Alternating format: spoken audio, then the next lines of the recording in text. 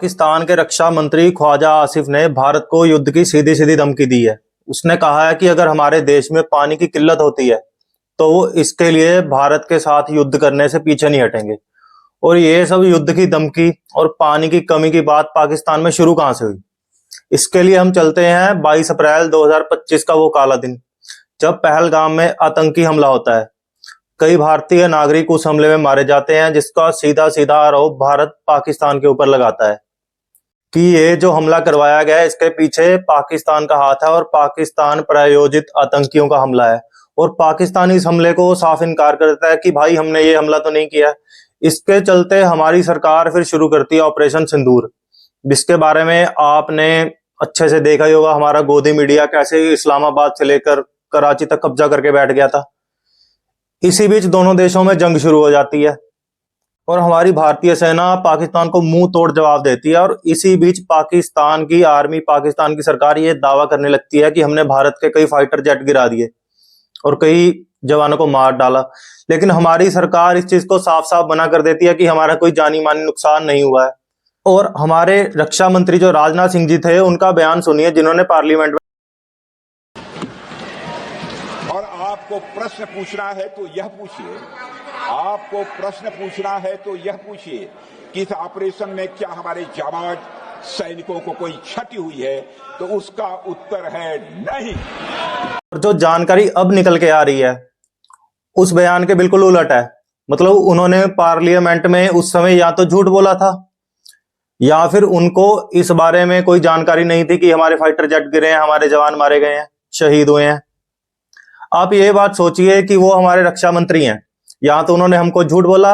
अगर उनको इसके बारे में जानकारी नहीं थी कि हमारे फाइटर जेट्स गिरे हैं, हमारे जवान मारे गए हैं, और वो इस वक्त भी अपने पद के ऊपर बने हुए हैं, क्या ऐसे रक्षा मंत्री का होना अपने पद के ऊपर जरूरी है, जिसको यही नहीं पता कि उसके देश में जंग चल रही है और उसके कितने फाइटर जेट गिर रहे हैं, कितने जवान मारे गए हैं, और जिसका सच अब सामने निकल के आ ही गया है? तो इसके बारे में बात करेंगे। तो जब हमारा युद्ध ऑपरेशन सिंदूर शुरू हुआ था, चल रहा था, तभी डोनाल्ड ट्रंप का एक ट्वीट निकल के आता है कि मैंने भारत पाकिस्तान का युद्ध रुकवा दिया। जो कहते मीम चलता ना, वॉर रुकवा दी पापा।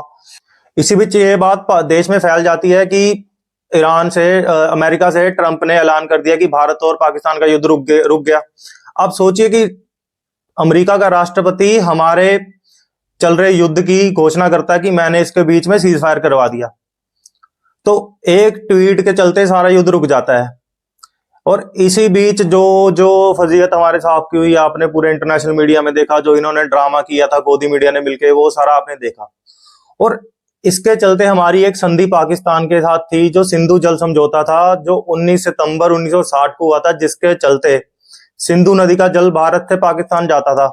उसका नियंत्रण भारत और पाकिस्तान दोनों मिलकर करते थे, जो कि वर्ल्ड बैंक ने ट्रीटी करवाई थी। और युद्ध के चलते भारत सरकार ने यह समझौता सीधा सीधा रद्द कर दिया कि भाई हम ये समझौते को नहीं मानते, इसको हम रद्द कर रहे हैं और हम पाकिस्तान का पानी रोक देते हैं। और इसके चलते मीडिया में यह चल रहा है कि भारत ने पाकिस्तान का पानी रोक दिया, पाकिस्तान प्यासा मर गया। और इसके चलते पाकिस्तान में जल संकट पैदा होता है। तो उनके रक्षा मंत्री ने, ख्वाजा आसिफ ने, इसके चलते ही यह बयान दिया है कि वो पानी के लिए भारत के साथ युद्ध करने के लिए भी पीछे नहीं हटेंगे। मतलब ये उन्होंने सीधी सीधी भारत को धमकी दी है। धमकी है और कर तो क्या ही सकता है। और इसके ऊपर भारत सरकार ने कहा है कि अगर पाकिस्तान अपने देश में भारत के खिलाफ जो आतंकी गतिविधियां उसके देश में चल रही हैं, जो हमारे कश्मीर में, जो हमारे देश में करता है, उसको नहीं रोकता, तो हम इसको पानी को ऐसे ही बंद रखेंगे। अगर इसके बारे में वो सोचता है तो इस जल संधि के बारे में आगे और सोचा जाएगा। लेकिन अब क्या सच में भारत सरकार ने पाकिस्तान का पानी रोक रखा है? जवाब है नहीं, क्योंकि किसी भी नदी का पानी रोकने के लिए बड़े बड़े डैम बनाने पड़ेंगे। और जो सिंधु नदी है वो एक नदी तो है नहीं, वो अलग अलग नदियों से मिलकर बनती है। जो 5, 6, 7 नदियां जितनी है वो एक जगह इकट्ठी होती हैं, तो एक बड़ी नदी का स्रोत तैयार होता है। एक रिपोर्ट के अनुसार अगर भारत को सिंधु नदी का पानी रोकना है तो लगभग भाखड़ा डैम जितने 22 डैम बनाने पड़ेंगे। और इस प्रोजेक्ट को अगर बनाना है, उसके लिए टाइम सीमा बहुत ज्यादा लंबी लगेगी, 5 साल 10 साल भी लग सकते हैं। और उसके लिए फिर बनाने के लिए जो बजट है भाई, वो भी करोड़ों में जाएगा। और फिर जब ये अगर काम शुरू भी होता है तो वर्ल्ड बैंक बीच में निकल के आ जाएगा ना कि आप ऐसे पानी कैसे रोक सकते हैं। और ऑपरेशन सिंदूर के चलते कोई देश हमारे साथ खड़ा नहीं हुआ था, और पाकिस्तान के साथ तुर्की, चीन समेत और कई खाड़ी देश उसके साथ आके, मुस्लिम देश उसके साथ आके खड़े हो गए थे, और उनको असला बारूद की भी हेल्प कर रहे थे तुर्की से, जो सीधे सीधे निकल के सामने आया। लेकिन कुल मिला के जहां तक मुझे लगता है कि ये जो पाकिस्तान बोल रहा है कि हम जंग कर देंगे, ये कर देंगे, ये सारी धमकी है, ये सारा कुछ डिप्लोमेसी से निपट जाएगा, क्योंकि ट्रम्प सन की है, वो ऐसा कुछ नहीं करने देगा। लेकिन अगर सरकार को काम करना ही है तो भाई ब्रह्मपुत्र चीन के ऊपर भी तो ध्यान दो। जो चीन हमारे ब्रह्मपुत्र के पानी के ऊपर डैम बना के अपना पानी डाइवर्ट करता है, उसकी तरफ आपका ध्यान क्यों नहीं जाता? उसके बारे में भी तो सोचिए। और दूसरी बात, क्या हम युद्ध लड़ने के हालात में अभी हैं? ईरान इजराइल वॉर के चलते जो मध्यस्थता का काम पाकिस्तान कर रहा है, आपको नहीं लगता वो काम भारत को करना चाहिए, तो भारत के बीच में होना चाहिए था? जो काम पाकिस्तान कर रहा है वो हमारे लेजर आंखों वाले रक्षा विदेश मंत्री है, उनको ये करना चाहिए था। लेकिन वो क्या कह रहे हैं कि भारत दलाली नहीं करता, भारत दलाल नहीं है। और अरब देशों ने ईरान से जो पहले अरब देश और ईरान हमारा पक्का साथी था, जो हमारे साहब की नीतियों के चलते पाकिस्तान और चीन के नजदीक चला गया, और जिसके जहां जाकर हमारे साहब ने इजराइल में जाकर अपना बोला कि ये हमारे दोस्त हैं, फादरलैंड मदरलैंड कर रहे थे, उस देश ने एक बार भी ऑपरेशन सिंदूर के ऊपर पाकिस्तान के खिलाफ एक भी बयान नहीं दिया कि पाकिस्तान अपनी घटिया हरकतों पे काबू रखे। जबकि ईरान ने हमें हाइफा पोर्ट दिया, हमारे साहब ने ट्रंप के डर से वो भी छोड़ दिया।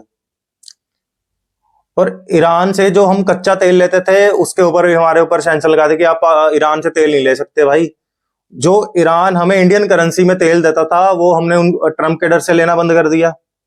जो हमारा सबसे पक्का मजबूत साथी एशिया में था, हमने उसी के साथ उसी को साइडलाइन करके ट्रंप के डर से या कैसे भी ये सब बंद कर दिया।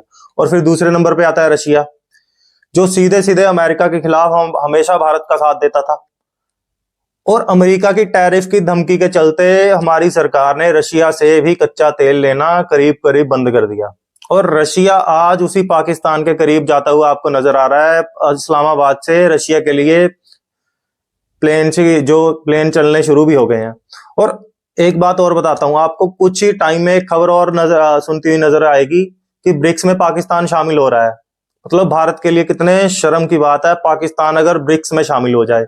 और दूसरी बात, एशिया में जो सार्क देशों का ग्रुप है, उसके बीच में अब चाइना सीधी सीधी एंट्री लेता हुआ आपको नजर आ रहा है। भारत ने इसी के चलते हमारे देश ने वहां की जो मीटिंग्स हैं उनको भी अटेंड करना बंद कर दिया। उनको सोचना होगा कि हम भारत कहां पे आके खड़े हैं, और साहब ने अमेरिका से डर से हमें कहां पे लाके खड़ा कर दिया है कि हम अपनी मर्जी से अपने देश के लिए किसी देश से कच्चा तेल भी नहीं खरीद सकते। वो भी हमको अमेरिका बताएगा, वो परमिशन देगा कि आप 1 महीने के लिए इससे खरीदे, 1 महीने के लिए इससे खरीदें। और रुपए की हालत तो आपको सबको पता ही है। 2014 से पहले एक बंदा कहता था कि जिस देश का रुपया गिरता है उस देश का डैश डैश डैश, आप वीडियो में पहले देख लीजिए, आपको बाद में सब समझ आ जाएगा। नहीं होता मित्रों, मैं शासन में बैठा हूं, मुझे मालूम है इस प्रकार से रुपया इतनी तेजी से गिर नहीं सकता। अरे नेपाल का रुपया नहीं गिरता है, बांग्लादेश की करेंसी नहीं गिरती है, पाकिस्तान की करेंसी नहीं गिरती, श्रीलंका की करेंसी नहीं गिरती। क्या कारण है हिंदुस्तान का रुपया पतला होता जा रहा है? ये जवाब देना पड़ेगा आपको। देश आपसे जवाब मांग रहा है। इस प्रकार से डॉलर मजबूत होता जा रहा है, रुपया कमजोर होता जा रहा है। विश्व व्यापार में भारत टिक नहीं पाएगा। हमारे व्यापारी जो माल बाहर भेजते हैं, हमारे व्यापारी जो माल बाहर से लाते हैं, इस बोझ को सह नहीं पाएंगे।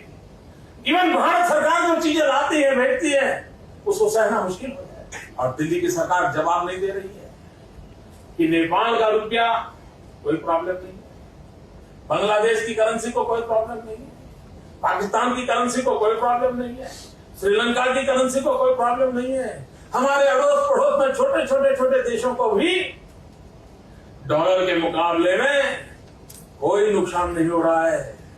देश जानना चाहता है, प्रधानमंत्री जी, ऐसा क्या कारण है कि आज अकेला हिंदुस्तान का रुपया डॉलर के मुकाबले गिरता ही चला गया और क्यों चला गया?